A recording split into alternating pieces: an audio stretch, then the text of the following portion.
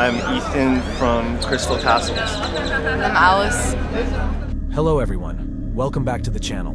Today we're going to talk about the electronic band Crystal Castles and more specifically their album Amnesty One and the dark lore behind it. But first, what is Crystal Castles? Crystal Castles is a Canadian electronic music duo that was formed in 2006. The duo originally consisted of producer Ethan Kath and vocalist Alice Glass. They gained prominence for their unique and often intense style of electronic music, which incorporates elements of chiptune, synth pop, and experimental electronic music.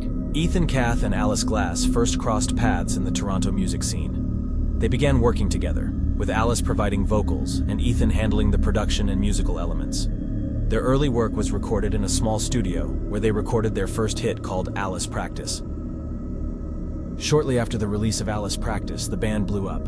Alice and Ethan gained a large following and continued to make incredible music and incredible songs such as Crime Wave, Celestica, and Courtship Dating. Later in 2010, Crystal Castles even made a collab with Robert Smith from the well-known band The Cure. The song was called Not in Love. Not in Love received critical acclaim and became one of Crystal Castles' most popular songs. It showcases the band's ability to craft a dark and ethereal atmosphere while incorporating elements of pop and electronica. The collaboration with Robert Smith brought an iconic figure from the alternative music scene into the world of electronic music, making the song a standout in Crystal Castles' discography. But all of the sudden, Crystal Castles took an unexpected turn when Alice posted the following message on her Twitter page. "I'm leaving Crystal Castles.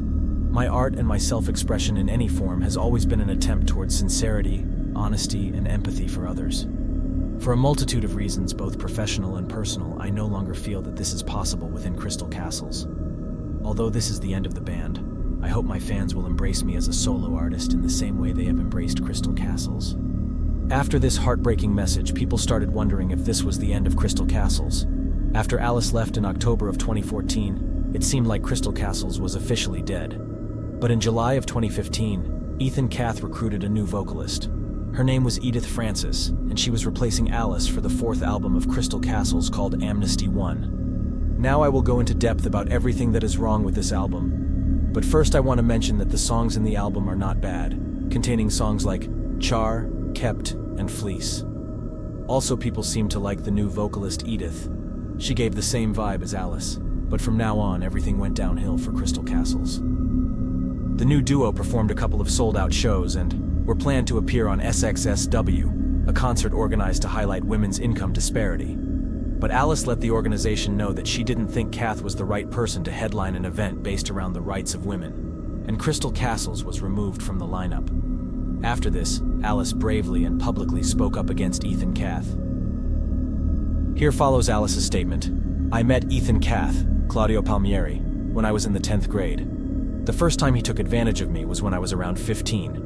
He was 10 years older than me. I came to in the back of his car extremely intoxicated, from drinks he had given me that night. We didn't talk for months after that.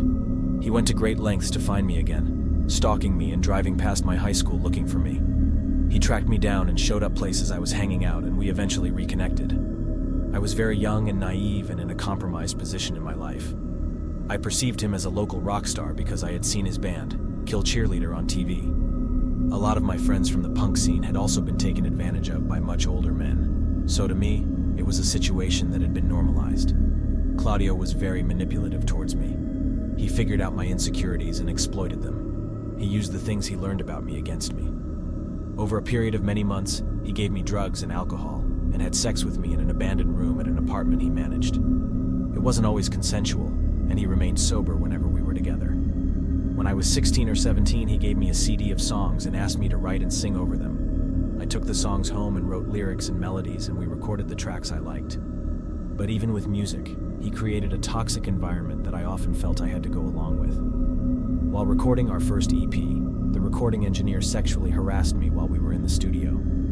Claudio laughed at me and pressured me to go along with it. He called our first single Alice Practice and said my vocals were a mic test.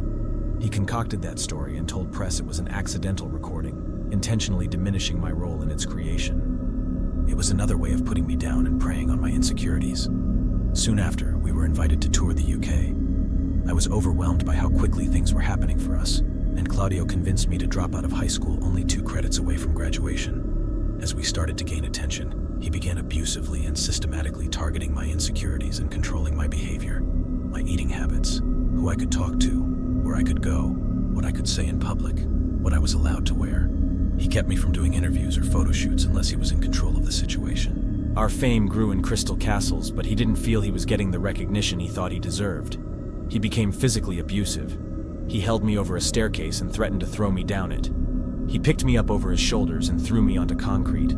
He took pictures of my bruises and posted them online. I tried to leave, and he swore that it would never happen again, that he would never physically abuse me again. More severe psychological and emotional abuse took its place. He controlled everything I did. I wasn't allowed to have my own phone or my own credit card. He decided who my friends were, read through my private emails, restricted my access to social media, regulated everything I ate. He berated me and yelled at me, telling me that I was a joke, that all the people that came to our shows were only interested in his instrumentals, and that I was ruining the band. He broke glass shower doors to frighten me. He locked me into rooms. He told me that my feminism made me a target for rapists, and only he could protect me. He forced me to have sex with him, or he said I wouldn't be allowed to be in the band anymore. I was miserable, and my lyrics indirectly spoke to the pain and oppression that I was enduring. But as is sometimes the case in abusive relationships, his cruelty was often followed by kindness. He was very good at keeping his terrible treatment of me private. He was charming sometimes. He was hyper-protective, and most of all, I loved the band we had together. But he often told me how replaceable I was. He'd even tell me that he was actively looking for someone to replace me. He kept me insecure and on edge, and then would tell me that he was the only one in the world that believed in me. He told me it was us against everyone, because everyone else thought I was a loser, a joke, a talentless dancing clown. I believed him. I was suicidal for years. Leaving Crystal Castles was the single most difficult decision I've ever made. That band was everything to me. My music, my performances, and my fans were all I had in the world. I gave that up and started over not because I wanted to, but because I had to. As difficult as it was, I knew that leaving was one of the best decisions I've ever made. It has taken me years to recover from enduring almost a decade of abuse, manipulation, and psychological control. I am still recovering. Alice's statement spread really fast across all of social media. Eventually, it even made it to the news. Good evening. If you're a fan of electronic music, you likely know this band. It's Toronto group Crystal Castles.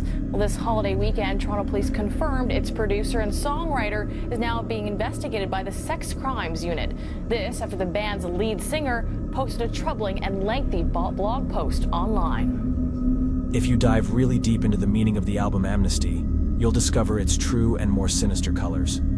For example, the album cover, you see 4 identical-looking girls playing in what looks like a playground. The girls most likely reference women overall, and since the girls all look identical, it's assumable that Ethan meant here that all women are the same, and that they're easily replaceable.